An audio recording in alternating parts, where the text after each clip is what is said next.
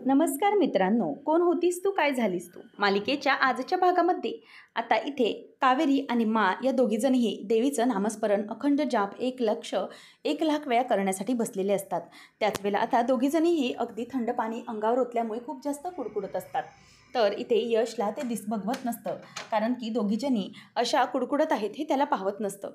त्यामुळे आता कावेरीला दिसतं की मा जास्त कुडकुडतात। तर यश तेवढ्यातच तिथे येतो आणि तो हीटर घेऊन येतो आणि तो माच्या आणि कावेरीच्या समोर ठेवतो। तर आता कावेरीच्या लक्षात येतं की मा जास्त कुडकुडतीये, त्यामुळे कावेरी ही माच्या जवळ तो हीटर ठेवते आणि नंतर पुन्हा नामस्मरण सुरू करते। त्याच वेळेला यश बघतो आणि म्हणतो की मला असं वाटतंय की जास्त कुडकुडतंय, म्हणूनच कावेरीने स्वतःचा विचार न करता माजवळ तो हीटर ठेवला आहे। आणि त्याचमुळे आता हे सगळं खरंच कावेरी स्वतःपेक्षा जास्त माचा किती विचार करतायत। खरंच कावेरी तुम्ही खूप ग्रेट आहात। त्यानंतर मग आता इथे यश हा चिकूला म्हणतो की बाळा इकडे ये। कावेरी आता अशा त्रासात असताना इथे मा आणि दोघींना बघूनच आणखीनच विद्याला वाईट वाटतं। ती विचार करते की सगळं कावेरी बहिणीने माझ्यासाठी केलं आहे आणि माझ्यासाठी ती जप करते आणि म्हणूनच मलाही यांच्यासाठी हे सगळं केलं पाहिजे, मलाही या नामस्मरणात सहभागी झालं पाहिजे असं विद्या विचार करू लागते।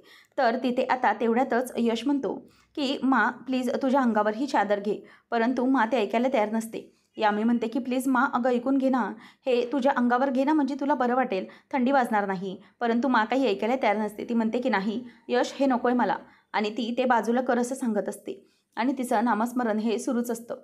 आता ती हात जोडून अगदी म्हणजेच मेटाकुटीला म्हणजेच तिला खूप त्रास होत असतो, तिचा जीव अगदी कोसळत असतो। तेवढ्यातच आता ती चक्कर येऊन खाली पडणार आणि कावेरी ही जोरजोरात आता घंटी घेऊन वाजवू लागते, ओम गौरी देवे नमः, ओम गौरी देवे नमः असं म्हणून ती आता जोरजोरात ती घंटा वाजवू लागते। आता घंटानाट केल्यामुळे तेवढ्यातच माला ठीक वाटतं आणि त्या घंटेच्या आवाजामुळे मा तेवढ्यातच शुद्धीवर येते आणि सगळं बघू लागते। तेव्हा आता कावेरी जोरजोरात ती घंट वाजवू लागत असते। यश आता ती चादर बाजूला ठेवतो आणि तेवढ्यातच आता 1,00,000 वेळा जो त्यांचा नामस्मरण असतो ठरलेलं, ते त्यांचं झालेलं असतं व्रत पूर्ण। आता कावेरी देवी आईच्या नावानं उदो उदो, देवी आईचा उदो उदो असं बोलायला लागते आणि ती बोलत असताना इथे मा देखील देवीला हात जोडते आणि फायनली इथे आता त्यांचं व्रत असतं ते पूर्ण झालेलं असतं। यश आणि मा दोघंजणही आता एकमेकांकडे बघतात आणि कावेरी पण आता खुश होते। सगळेजण खुश होतात, कारण की त्यांचं व्रत आता पूर्ण झालेलं असतं। तेवढ्यातच व्रत पूर्ण झाल्यानंतर तिथून अमृता येते आणि ती पण हे सगळं खरं तर बघत असते आणि तिला हे बघून खूप मजा येत असते। आणि मा आता म्हणते की यश मी ठीक आहे, अरे थांब। तेवढ्यातच आता तिथे मा ही देवीचं कुंकू घेते आणि म्हणते की इडापिडा जाऊ दे आणि माझ्या मुलांवर, माझ्या या बाळावर कोणाचीही नजर नको पडू दे। आता ती आपल्या छोट्याशा चिकूला लाल असं देवीचं कुंकू लावते नामस्मरणानंतरचं, आणि नंतर कावेरीलाही लावते आणि विद्यालाही आवाज देते की विद्या इकडे ये गं। आणि मग मा सगळ्यांना हळद कुंकू देत असते। तेव्हा तिचा तोल जात असतो, तेव्हा ती ते तसं ठेवते आणि म्हणते की आता आरती आहे, कर्पूर आरती करेन असं देवीला मी म्हणाले होते सुरुवातीला, व्रताच्या सुरुवातीला। तेव्हा कावेरी म्हणते की मा थांबा प्लीज, असं करू नका, तुम्हाला त्याचा त्रास होईल, थांबा तुम्ही हे सगळं नका करू, तुम्हाला त्रास होईल, तुम्ही राहू द्या। तेव्हा मग यश म्हणतो की मा कावेरी बरोबर बोलतायत, आम्ही दोघंजणं करतो, तू थांब ना प्लीज असं म्हणून आता तो तिला थांबायला सांगतो आणि म्हणतो की आम्ही करतो सगळं, तू प्लीज शांत हो। त्यावेळेला मग आता हे सगळं अमृता अगदी मजा घेऊन बघत असते। तिला तर हे पाहून खरंच खूप आनंद होत असतो। त्याच वेळेला आता इथे यश आणि कावेरी म्हणतात की आपण दोघंजणही आरती करूया। तेव्हा आता चिकू बिचारं ते सगळं बघतच राहिलेलं असतो। यश कावेरी ठरवतात की मला त्रास होऊ नये म्हणून आपण हे व्रत स्वतः करूया, मला का त्रास होऊ द्यायचा नाहीये। तेव्हा आता हे सगळं यामी बघतच राहते, कारण की माची किती काळजी कावेरी आणि यश घेतात हे ती बघत राहते। त्याच वेळेला आता इथे चिकू ही विद्याला घेते आणि यश आणि कावेरी दोघंही एक म्हणजेच त्यांच्या हातावर कापूर ठेवतात आणि कापूर ठेवून त्या जळता कापूर हातावर ठेवून ती आरती करत असतात। आणि ती आरती आता करत असताना मा मनातच विचार करते की हे दोघंजणही अगदी मनापासून प्रार्थना करतायत आणि माझं व्रत या दोघांनीही पूर्ण करतायत, त्यामुळे देवी आई या दोघांचाही संसार अगदी सुखाचा कर, यांच्या आयुष्यात कुठलाही त्रास येता कामा नये। आता मा कावेरी आणि यश दोघांचा एक एक हात धरते आणि दोघांची आरती आता म्हणजेच ती पूर्ण करत असते। तर आता दोघांचा हात धरून त्यांच्या हाताला खरं तर खूप असं भाजत असतं आणि त्याचमुळे आता हे सगळं होत असताना कावेरी ही बघतच राहते। मा आता आरती देवीची करत असताना सगळ्या गोष्टी अगदी व्यवस्थितपणे होत असतात, परंतु दोघांचाही हात भाजला जातो आता त्यांची आरती पूर्ण झाल्यानंतर मा दोघांच्याही हातातला कापूर हा खाली टाकायला सांगते. त्याचबरोबर इथे आता कावेरीला मा म्हणते की काय गं मुलांनो, तुमचा हात किती भाजलाय दोघांचा, पण बघा ना किती त्रास होतोय लेकरांना, किती जळतोय तो हात, मला ही खूप त्रास होतोय हे बघून. तेव्हा मग यश म्हणतो की मा, तुझं हे व्रत होतं ना म्हणून ते आम्ही पूर्ण केलं आणि आता तुझ्या मनावरचं जे समाधान दिसतंय चेहऱ्यावरचं ते आम्हाला खूप बरं वाटतंय. तेव्हा आता पौर्णिमा म्हणते की अगं विद्या, लवकर तो चंदनाचा लेप घेऊन ये ना, किती उशीर. तेव्हा विद्या म्हणते की आले आलेच आई, आणि ती धावत धावत येते आणि ती चंदनाच्या लेपाची वाटी माजवळ देते आणि म्हणते की मा हे घ्या. आणि मा आता तो चंदनाचा लेप दोघांच्या हाताला लावत असते. हे सगळं पाहून आता कावेरी आणि यश या दोघांचाही ऊर अगदी भरून आलेला असतो, कारण की मा दोघांची हातावरती फुंकर मारत मारत लेप लावते आणि म्हणते की बाळांनो, आता तुमचा हा हात आहे ना लवकरच बरा होईल, अजिबात काळजी करू नका. तेव्हा तो म्हणतो की मा, मला माहिती आहे की तुला हा जो काही त्रास झाला आहे ना त्यामुळे हे सगळं घडतंय ना, पण आता नको घाबरूस, सगळं काही व्यवस्थित होईल, आपण सगळं व्यवस्थित करू. तू हे जे काही करतेस ना, हे ज्या प्रकारे सगळं आमच्यासाठी करतेस ते मला दिसतंय, पण प्लीज हा तुझ्या मनातला गिल्ट आहे ना तू काढून टाक. कावेरी पण म्हणते की हो मा, तुमची तब्येत आता खरंच खूप बिघडले होते, परंतु प्लीज असा हट्ट पुन्हा कधी करू नका. तेव्हा मग यशच्या हाताला लावून झाल्यानंतर कावेरीचा हात ती घेते आणि म्हणते की इकडे आण तुझा बाळा हात, तुझ्या हाताला लावू दे, म्हणजे तुला जरा बरं वाटेल. आता हे सगळं जेव्हा ती बोलत असते ते पाहून कावेरी आणि यश यांना बरं वाटतं. तेव्हा मा म्हणते की हे बघा लेकरांनो, आता जे काही झालं ते झालं, परंतु आपल्या घरात पुन्हा असं कधी होणार नाही याची आपण काळजी घेऊया. चिकूला कोणत्याही प्रकारचा त्रास व्हायला नको. त्यामुळे आता कावेरी तिच्याकडे बघतच राहते आणि मग ती म्हणते की आता सगळं व्यवस्थित होणार आहे. आता तुम्ही दोघांनी मिळून प्रार्थना केली आहे देवाची, सगळं ठीक होईल आणि तुमच्या संसाराला नव्याने सुरुवात होईल. तेव्हा मग पौर्णिमा म्हणते, त्याच वेळेला इथे पौर्णिमा म्हणते की आपण एक काम करूया, आपण 1-2 दिवसांमध्ये सत्यनारायणाची पूजा ठेवूया ना, म्हणजे घरातलं जे काही विघ्न आहे ना ते सगळं निघून जाईल, म्हणजे घरात सगळं व्यवस्थित होईल असं मला वाटतंय. आणि मग या दोघांच्या संसाराला अगदी व्यवस्थितपणे सुरुवात करता येईल आणि घरात प्रसन्न वातावरण होऊन जाईल. मा म्हणते की हो पौर्णिमा, तू अगदी बरोबर बोलतेस, अगदी माझ्या मनातलं म्हणालीस तू. आणि हो यश आणि कावेरी, लक्षात घ्या हां, इथून पुढे तुम्हालाही पुढचा विचार करावा लागेल, म्हणजे आपल्या चिकूसाठी भावंड आणायचं लागेल, तुम्हाला समजलं. असं म्हटल्यावर दोघंही एकमेकांकडे हसत बघतात आणि दोघी पौर्णिमा आणि भटजींशी बोलायला निघून गेल्यानंतर विद्या येते त्यांना छेडायला आणि विद्या म्हणायला लागते की काय यश भाऊजी आणि कावेरी वहिनी, मा म्हणतात ते ऐकलं ना, म्हणजे तुम्हाला बाळासाठी प्रयत्न करायचे, चला सुरुवात केली पाहिजे, सत्यनारायणच्या पूजेनंतरपर्यंत धीर राहील ना भाऊजी तुम्हाला, असं ती विचारल्यानंतर आता तो बघतो आणि ती तिथून पटकन पळ काढते. तर इकडे आता कावेरीला झोप लागलेली असते, तू तेवढ्यातच कोणीतरी दरवाजा वाजवतं, म्हणून ती म्हणते की कसला आवाज येतोय, कोण असेल एवढ्या रात्री. म्हणून कावेरी आता पटापट बाहेर येत असते आणि बाहेर आल्यानंतर ती म्हणते यश तुम्ही. तेव्हा आता यश म्हणतो की हो मी. कावेरी, तुम्ही झोप लागली होती का. तेव्हा ती म्हणते की हो झोपतच होते मी. पण इथे आता यश हा पटकनच कावेरीला धरतो आणि तिला तिथे बाहेर आणून बसवतो. म्हणतो की 1 मिनिट इथे जरा बसा. कावेरी म्हणते की यश काय झालंय. तेव्हा मग आता तो तिचा हात हातात धरतो. खरं तर तिच्या हाताला भाजलेलं असतं त्यामुळे ती जराशी विव्हळते. तेव्हा मग तो म्हणतो की कावेरी सॉरी, म्हणजे आता मगाशी मा काय म्हणाल्या त्याचा विचार तुम्ही करताय ना, म्हणजे ना मी त्याचाच विचार करत होतो. मा म्हणाली आहे की आपली दोघांची रूम नंतर एक असणार आहे, बरोबर की नाही. मग आपण काय करूया, म्हणजे काय प्लॅन असेल आपला, म्हणजे तुम्ही माझ्या रूममध्ये शिफ्ट होणार आहात की मी तुमच्या रूममध्ये शिफ्ट व्हायचं आहे, नक्की काय करायचं आहे. तेव्हा आता कावेरी म्हणते की यश तुम्ही म्हणताय तर खरं, परंतु मला काळजी वाटते, म्हणजे जे काही घडलं आहे ते तुम्हाला माहिती आहे ना काय घडलं आहे ते. त्याच वेळेला आता यश म्हणतो की हो मला कळतंय कावेरी तुम्हाला काय म्हणायचं आहे ते. तुम्हाला हेच म्हणायचं आहे ना की माच्या बाबतीत आपण मला लग्नाच्या बाबतीत खोटं बोललो आहे, बरोबर ना. तेव्हा ती बघायलाच लागते आणि मग तो म्हणतो की हे बघा नका काळजी करू, होईल सगळं व्यवस्थित. आणि मग कावेरी म्हणते की मला एक गोष्ट हवी आहे, ते म्हणजे आपण मला सगळं खरं सांगितलं पाहिजे. इथे आता यश आणि कावेरी यांना आठवतं की त्यांचं लग्न खरं तर मुळात झालंच नाही आहे आणि दोघांनी एकमेकांच्या हातात गळ्यात असेच हार घालून घेतलेत हे त्यांना आता जाणवत असतं. तर इथे आता कावेरी म्हणते की मला असं वाटतंय की आपण जास्त माची अजून फसवणूक करायला नको, त्यासाठी आपण मला सगळं काही सांगून टाकलं पाहिजे असं वाटतंय मला.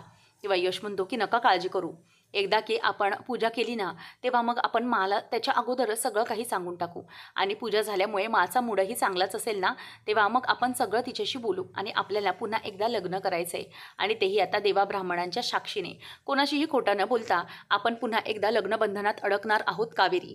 त्यामुळे तुम्ही काळजी करू नका, सगळं काही व्यवस्थित होईल आणि आपण माला जे काही सांगणार आहोत ते आपण त्यांच्याशी खरंच बोलू, म्हणून तिला काही खोटं वाटणार नाही. तुम्ही नका काळजी करू, होईल सगळं व्यवस्थित. आपण पुन्हा एकदा सगळं नीट करूया असं ती म्हणते. तर सकाळी इथे मा बसलेली असते. तेवढ्यातच पौर्णिमा विचारते किचनमधून, वहिनी मला सांगा आज कावेरीने मेथीची थेपले बनवलेत, मग त्याच्यासोबत भाजी कोणती बनवू? तेव्हा मा तिला काही बोलायला जाणार, मा अगदी खोकत खोकत खोकत असते. तेव्हा पौर्णिमा म्हणते की मा अहो काय झालं? ती धावत धावत बाहेर येते आणि म्हणते की वहिनी हे घ्या, अगोदर पाणी प्या तुम्ही. ती पाणी प्यायला देते, तर ही पाणी पिल्यानंतरही तिचा खोकला काही जात नसतो. तेवढ्यात यश कावेरीही येतात. पौर्णिमा म्हणते की किती खोकला येतोय बघितलं ना? तेव्हा मग कावेरी म्हणते की येणारच ना खोकला. काल थंड पाण्याने त्यांनी बसल्या किती वेळ बसल्या होत्या. त्याच वेळेला आता तितक्यातच ती म्हणते की विद्या जाग जरा कफ सिरप आण, त्यांना बरं वाटेल. तेव्हा मग ती डबा बघते आणि म्हणते की बापरे, कफ सिरप तर संपलाय, आता काय करायचं? पौर्णिमा म्हणते की अरे माझ्या कर्मा. तेव्हा लगेचच इथे आता कावेरी म्हणते की थांब, मी माझ्या मेडिकलवाल्याला कॉल करते, तो तिथे आणून देईल. तेव्हा मग आता पौर्णिमा म्हणते की जरा तुम्ही वहिनी चला इथे बसा, मी तुम्हाला काहीतरी काढा वगैरे करून देते. मग ती तिथेच बसते आणि मग कावेरी तिच्या मेडिकलवाल्याला फोन लावून सांगते की हॅलो दादा, मी इथे धर्माधिकारी बंगल्यावरून बोलतेय, जरा प्लीज एक कफ सिरप पाठवून देता का? तेव्हा मग तो हो ठीक आहे असं म्हणतो. नंतर मग इथे कावेरी विचार करते की कोण इतक्यात फोन केला आणि लगेच कफ सिरप माणूस घेऊन आला पण. तर इथे आता कफ सिरप घेऊन एक माणूस आलेला असतो आणि यश जाऊन विचारतो की तुम्ही लगेच आलात? तेव्हा तो म्हणतो की हो.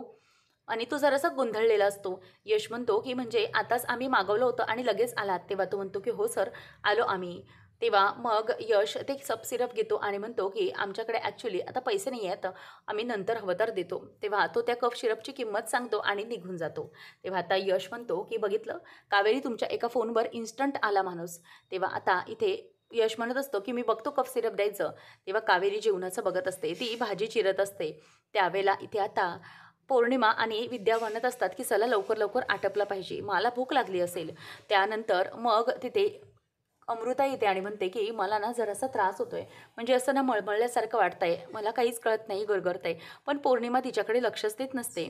पौर्णिमा ही तिच्याकडे बघतच नाही. त्याच वेळेला आता मा म्हणते की यश, अरे मला हे नको रे कफ सिरप बाबा, ते मला ना कडू कडू पिवत नाही, नको ते नको मला. त्यापेक्षा पौर्णिमा मला काढा करून देईन, तो घेईन मी हवं तर, पण नको हे. तेव्हा यश म्हणतो की मा असं काय करते तू?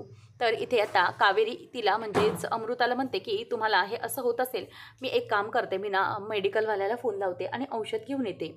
तर इथे आता यश म्हणत असतो की मा काय झालंय? अगं लहान मुलीसारखं करू नकोस प्लीज, हे घे ना औषध. पण ती ऐकतच नसते. तर कावेरी फोन लावते आणि म्हणते की ॲक्च्युली तुम्ही आता जिथे कप सिरप पाठवलं ना धर्माधिकारींच्या घरी, तिथे ना एक प्रेग्नन्सी म्हणजे एक प्रेग्नेंट बाई आहे, तर ते उलटी किंवा मळमळ होती आहे, असा त्रास होतो आहे, तर त्यासाठी एखादं औषध पाठवता आलं तर प्लीज बघा ना. तेव्हा तो म्हणतो की मॅडम ठीक आहे, तुमचं जे काही औषध आहे ना खोकल्याचं, त्या औषधासोबतच मी हे पण औषध पाठवून देतो. कावेरी म्हणते की काय म्हणजे तुम्ही खोकल्याचं औषध पाठवलं नाही? तेव्हा तो म्हणतो की मॅम कसं पाठवणार, इथे मेडिकलमध्ये खूप गर्दी आहे म्हणून माणसाला निघता नाही आलं, आता हे दोन्ही औषध घेऊन माणूस निघतो. तेव्हा मग कावेरी म्हणते की मग हे कफ सिरप कोणी दिलं? ती आता धावत धावत येते आणि मा कसं तरी स्वतःच्या हाताने ते औषध पिहायला बघत असते, परंतु कावेरी येऊन पटकन तो चमचा खाली फेकते. तेव्हा यश म्हणतो की कावेरी काय झालं, हे असं का केलं तुम्ही? कावेरी म्हणते की गडबड आहे या औषधामध्ये यश, हे औषध ना वेगळंच काहीतरी आहे. आता माझं त्या मेडिकलवाल्यासोबत बोलणं झालं की त्याने औषध पाठवलंच नाही. मग यश म्हणतो की हा कोण माणूस होता जो औषध देऊन गेला? तेव्हा इथे आता यश ते बुचामध्ये घेऊन औषधाचा वास घेऊन बघतो, तर त्याचा वास काहीतरी वेगळाच येत असतो. आता त्याला हे ते खूप किळसवाणं वाटतं. नंतर मग कावेरी म्हणते की एक मिनिट बघू मला ते औषध. तेव्हा तीही ते औषध बघते आणि त्याचाही वास अगदी विचित्र येत असतो. मालाही ते पित असताना ॲक्च्युली नकोच हवं असतं, पण कावेरीने वेळेवर येऊन अगदी वाचवलेलं असतं मला. तेव्हा कावेरी म्हणते की यश हे बरोबर नाही आहे, हे काहीतरी वेगळंच आहे, नक्की काय आहे? प्लीज ती बाटली बाजूला फेकून द्या यश. तेव्हा मग मा आता खूप घाबरलेली असते की हे नेमकं काय आहे, त्या माणसाने हा कसला गोंधळ घालून टाकवला आहे. तेव्हा मग यश म्हणतो की आत्ता आलं माझ्या लक्षात, हे सगळं प्रकरण काय आहे आणि हे सगळं कोणी केलं आहे ते आत्ता कळलं आहे मला. तेव्हा मग तो अमृताजवळ जातो आणि म्हणतो की अमृता, हे सगळं तू केलं आहेस ना मुद्दाम? मला माहिती आहे तू हे सगळं मुद्दाम करत होतीस, मला त्रास देण्यासाठी तू या अर्थावर जाऊन पोचलीस गं, या स्टेजवर का गेलीस तू? अगं औषध आहे ते, मला काही झालं असतं तर त्या औषधाने. तेव्हा मग अमृता म्हणते की यश अरे काय बोलतोयस तू, हे मी काहीच केलं नाही. कावेरी म्हणते की मला माहिती आहे. अमृता म्हणते तुम्हीच केलं असणार हे सगळं, आणि कालही माझ्या परफॉर्मन्सच्या इथे आलात तुम्ही, बरोबर ना? पण तुम्ही चिकूला गायब तुम्हीच केलं असणार, मला माहिती आहे. आणि म्हणूनच आमचा हा व्यवसाय बंद पाडण्यासाठी तुमचाच हा प्रयत्न होता. मला माहिती आहे सगळं तुम्हीच करता. तेव्हा मग आता लगेचच ती म्हणते की अगं असं का बोलतेस कावेरी तू? खरंच मी असं काही केलेलं नाही आहे. तेव्हा मा बघतच बसते. आणि त्याचबरोबर इथे आता कावेरी म्हणते की आज तुम्ही माझा चक्क जीव घेण्याचा प्रयत्न केला. ती म्हणते की प्लीज असं नका बोलू. अरे यश, तुझ्या नजरेसमोरच होते ना काल मी. जरा ही हल्ली आहे का इकडे तिकडे? मग चिकू मी घेऊन जाण्याचा संबंधच काय येतो? आणि आजचं म्हणशील तर आता कावेरी, मी तुला स्वतः सांगितलं होतं मला औषध आणण्यासाठी. मग मी त्याच मेडिकलवाल्याला तुला कॉल का बरं करायला सांगितलं असता? जर तसंच असतं तर मी तुला कॉल करूच दिला नसता ना. जर मला त्रासच होऊन द्यायचा होता तर मी का केलं असतं? प्लीज जरा विचार करा ना. प्लीज, एकतर डोकं गरगरतंय माझं, मळमळतंय या औषधामुळे आणि त्यात तुम्ही आणखी मला डोक्याला ताप देताय. मी जाते असं म्हणून ती तिथून वैतागून निघून जाते. यश विचार करतो की नक्कीच काहीतरी गडबड आहे. पुढच्या भागामध्ये आपण पाहणार आहोत की आता कावेरी ही यशला म्हणत असते की यश, ही बघा ना, ही चिठ्ठी आली आहे. आणि त्यावेळेला ही चिठ्ठी आता बघून ती म्हणते की यात लिहिलं आहे की सुलक्षणा आणि चिकू यांचा जीव तर वाचवला आहे, परंतु इथून पुढे सुलक्षणाचा जीव कधीच वाचणार नाही आणि तिच्या कुटुंबाला आणि तिच्या मुलांना मी त्रास दिल्याशिवाय गप्प बसणार नाही. तेव्हा यश घाबरतो आणि म्हणतो की ही चिठ्ठी नेमकी कोणी लिहिली असेल? दोघंही घाबरलेले असतात. तर त्यावर कावेरी म्हणते की अशी चिठ्ठी मला काऊताईने पण दाखवली होती यश. नक्की काय आहे या संबंध या सगळ्याचा एकमेकांशी? काहीच कळत नाही आहे. दोघंही आता फार टेन्शनमध्ये आलेले असतात. त्यानंतर मग इथे आता उदयला खूप लागलेलं असतं. त्याच्या डोक्याला अगदी रक्त येत असतं, डोकं फुटल्यासारखं. उदय आता कावेरी आणि अमृता धरून आतमध्ये येतो आणि तिथे अमृता त्याला बसवते आणि मग कावेरी जाऊन औषध आणते. तेव्हा उदयला खूप लागलेलं असतं. तेव्हा आता त्याची ती अवस्था बघून सगळ्या जणांना खूप अगदी वाईटच वाटत असतं. तर मा घाबरते आणि रडते. देवी आईला प्रार्थना करत म्हणते की हे काय चाललंय माझ्यासोबत? माझ्यासोबत काय होतं ही यश? मला हवा तो तितका त्रास होऊन दे, परंतु माझ्या लेकरांना कोणताही त्रास नको व्हायला.